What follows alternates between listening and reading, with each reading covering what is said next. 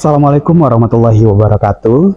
Halo Dun Sanak Kasadonyo, selamat datang di podcast Bincang Santai Demokrasi antara Bawaslu Kabupaten Sijunjung dengan SMK Negeri 1 Sijunjung. Di sini kita bakal ngobrol ringan terkait dengan demokrasi, tentunya seputar demokrasi di kehidupan sehari-hari. Pada episode kali ini kita punya topik yang sangat menarik, yaitu tentang pemilih pemula dan tentang praktik miniatur demokrasi di sekolah bisa menjadi sarana belajar berdemokrasi sejak dini. Bersama saya hari ini sudah hadir Ketua OSIS SMK Negeri 1 Sijunjung, Rahmat Dava Jumaidi. Halo. Dan juga Ketua MPK SMK Negeri 1 Sijunjung, Mayang Kiki Amalia. Halo. Mungkin kita langsung saja, menurut kalian berdua nih, apa sih demokrasi dalam kehidupan sehari-hari, terutama di sekolah ini? Mungkin dari Ketua OSIS terlebih dahulu. Izin ya Kak menjawab ya Kak.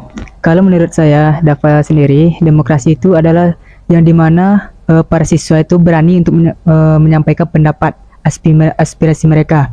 Dan itu bisa melalui dengan dari ruang lingkup yang kecil dulu. Terutama dari pemilihan ketua kelas, pemilihan kelompok, dan lain sebagainya. Karena di situ nanti kita dibimbing dan juga dipaksa untuk berpendapat gitu. Karena ada pemilihannya seperti nanti pemilik ketua kelas itu nggak harus dari satu atau dua belah pihak, tapi seluruh kelas itu harus mensahkan bahwa calon ini ditetapkan untuk menjadi ketua kelas. Oke. Selanjutnya kita minta pandangan dari Ketua MPK, Mayang, bagaimana sih pandangan Mayang terkait dengan demokrasi, terutama di sekolah di SMK Negeri 1 ini? Oke. Menurut saya, demokrasi adalah di mana setiap siswa mampu memberikan pendapat mereka, baik itu dalam lingkup kecil maupun besar. Mereka harus mempunyai kepercayaan diri, keberanian diri untuk memberikan atau mengeluarkan pendapat mereka agar mungkin lebih didengar, seperti itu. Selanjutnya nih, menurut kalian berdua, siswa sekarang sudah berani menyampaikan pendapat atau belum gitu? Dan apa tantangan dalam menerapkan demokrasi di lingkungan sekolah, tepatnya di SMK 1 ini? Oke, bisa mulai dari Dava atau Mayang dulu, gantian. Oke, boleh. Gimana tadi Kak? Tantangannya ya. Nah. Oke, tantangan untuk demokrasi di sekolah ini ya, menurut saya sendiri masih banyak siswa yang sulit untuk mengutarakan pendapatnya, masih agak malu-malu, mungkin kurang percaya diri. Jadi mereka membutuhkan kotak aspirasi tadi yang seperti dikatakan Dava. Jadi ini bersifat anonim gitu. Jadi mereka tidak malu tapi aspirasinya tetap tersampaikan. Oke, menurut Dava gimana? Ya mungkin ada sedikit tambahan Kak. Oke. Yang disampaikan oleh Mayang sebenarnya sudah hampir benar pendapat Dava sama Mayang. Cuma ada beberapa yang ingin Dava sampaikan, yaitu tentang tantangannya. Tantangannya yang disebutkan Mayang tadi adalah mereka belum berani.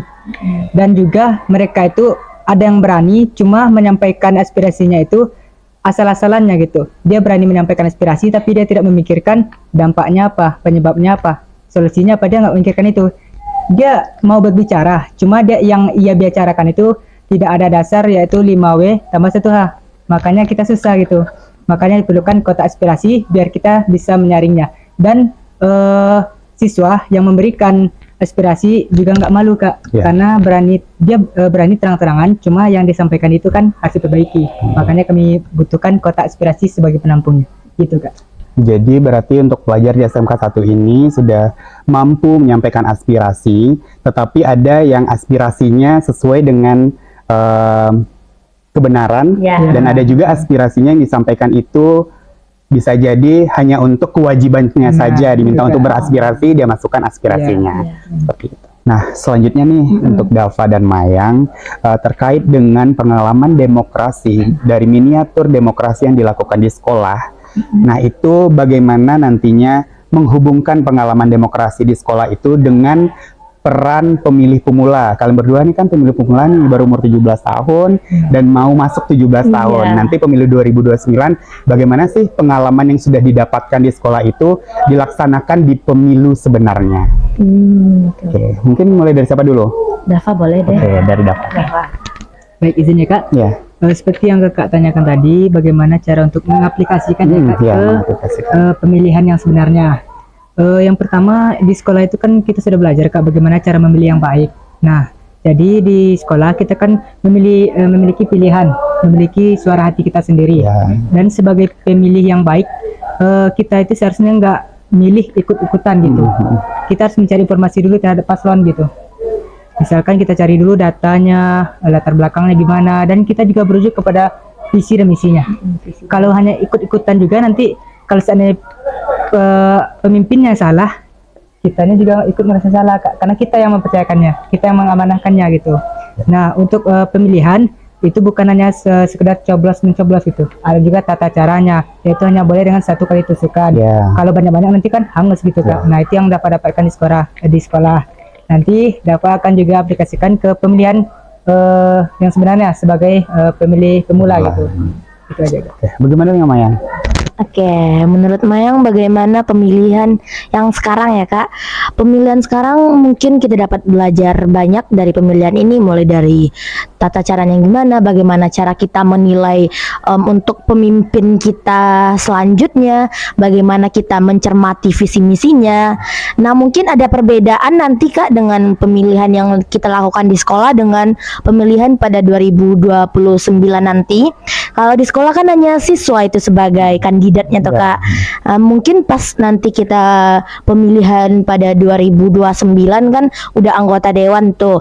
Nah, kita tidak tahu apa yang akan terjadi, mungkin bisa jadi kayak money politik atau kayak yang lainnya. Yang bagaimana kita mengatasinya nanti, mungkin kita tetap pegang teguh pada pendirian kita untuk tidak tergoda dengan money politik maupun yang lainnya. Gitu Kak. Oke, berarti pendapat dari Ketua OSIS, Dava, dan Ketua MPK Mayang terkait dengan pemilih pemula cerdas itu sudah disampaikan. Iya. Jadi kita harus mencari informasi terlebih dahulu, tidak ikut-ikutan, dan memilih berdasarkan visi misi bukan karena ajakan teman. Itu yang Iya, terpenting. betul. Bibit, bobot, bebetnya itu jelas. Iya. Oke, mungkin pemilu untuk pemilih pemula cerdas itu ciri-cirinya seperti itu. Selanjutnya nih, terkait dengan apa yang disampaikan oleh Mayang dan Dava, di sini berarti dari visi misi, di sini ada berapa calon? Kalau boleh tahu? Ada 2 calon. 2 calon. Berarti dari visi misi yang disampaikan oleh 2 calon ini, untuk yang namanya aspirasi itu lebih tepat kepada Dava dong, iya. dengan wakilnya. Jadi bagaimana sih cara menciptakan lingkungan sekolah yang adil dan transparan dalam khususnya pemilihan ketua OSIS ini? Untuk transparan itu ya Kak, kami kan kemarin mengadakan pemilos, pemilihan ketua dan wakil ketua OSIS. Kemarin ada 2 calon. Pada saat membuka suara kami meminta saksi daripada 2 pasangan calon ini. Saat membuka suara kami perlihatkan dulu kepada saksi ini misalnya, oke, ini untuk pasangan 1, pasangan 2 gitu. Nanti kalau kata mereka udah sah, baru kami tulis. Kemarin juga ada beberapa suara yang hangus yang kami perlihatkan juga. Kemarin ada 1014 suara terpakai dan 50 suara hangus. Nah, seperti itu Kak. Jadi semuanya jelas. Kami jelaskan kepada saksi, dan kemarin juga sebelum sertijab kami memberitahukan kepada seluruh siswa bagaimana proses dari awal sampai akhir pemilos ini Kak. Oke, itu kan penjelasan dari MPK nih. Dan yang ternyata hari ini kita cuma mengundang ketua terpilih. Iya, ketua Sebenarnya kan tidak terpilih. adil. Kita harus mengundang juga ketua calon nomor 2-nya, ke calon satunya lagi. Jadi untuk Dava yang terpilih sebagai ketua OSIS ini, menurut Dava dari seluruh rangkaian dari awal pemilihan, dari awal menyampaikan visi misi sampai dengan akhir, itu yang dilakukan dalam proses pemilihan di sekolah ini apakah sudah transparan? Kalau menurut Dava? Izin ya Kak. Kalau menurut Dava itu sudah termasuk kategori transparan, karena apa yang disampaikan Mayang tadi itu sudah Dava alami sendiri, termasuk mungkin nanti penyampaian visi misi dan juga yang diminta pas penghitungan suara yaitu 2 orang saksi. Nah, Dava juga sudah mengirim 2 orang saksi, dan selesai dari situ 2 orang saksi ini juga mengatakan apa hasilnya kepada Dava. Jadi Dava juga tahu melalui saksi yang Dava kirim ini. Gitu. Oke, berarti miniatur pemilu di sekolah itu ternyata juga seperti pemilu yang kita jalani dari tahun tahun sebelum tahun ini. Ternyata transparan dan adil itu juga diperlihatkan di sini. Mereka juga menghadirkan saksi, mereka juga menyaksikan proses dari penghitungan suara, menteli dari hitungan suara, dan mungkin miniatur itu sudah dilaksanakan dari sekolah. Nah, ini mungkin pertanyaan terakhir untuk Dava dan Mayang. Apa sih pesan kalian berdua nih sebagai ketua OSIS, sebagai ketua MPK terhadap teman-teman di SMK Negeri 1 Sijunjung ini agar lebih peduli terhadap demokrasi, baik demokrasi, miniatur demokrasi di sekolah atau nanti sebagai pemilih pemula, pemilih awal di tahun 2009. Oke. Dari Mayang dulu boleh? Boleh. Oke. Untuk demokrasi di sekolah, mungkin mereka sudah melakukannya, namun untuk nanti pemilihan di 2029 agar berpikir cerdas bagaimana kita menentukan pemimpin kita, dan itu yang akan kita dapatkan selama 5 tahun ke depan. Oke. Dava? Baik, izin ya Kak. Ya. Sebelumnya boleh nggak nih Kak mau ngucapin terima kasih kepada teman-teman yang sudah mempercayakan Dava sebagai Oh, boleh. Ajang promosi juga ya. Sebelumnya terima kasih kepada teman-teman di SMK Negeri 1 Sijunjung yang telah mengamanahkan jabatan Ketua OSIS kepada Dava. Terima kasih banyak. Dan juga yang ingin Dava sampaikan adalah jangan lelah untuk berubah, untuk berkembang. Kalau teman-teman misalkan ada pendapat, aspirasi, jangan dipendam, tapi dikeluarkan. Nah, untuk mengeluarkannya itu enggak asal-asalan, ada teknik dan juga prosesnya. Jadi seperti yang dikatakan oleh Mayang, jadilah pemilih yang cerdas. Tidak hanya tergantung kepada teman atau hasutan-hasutan teman. Teman ikut itu, kita juga ikut itu. Yang rugi kita.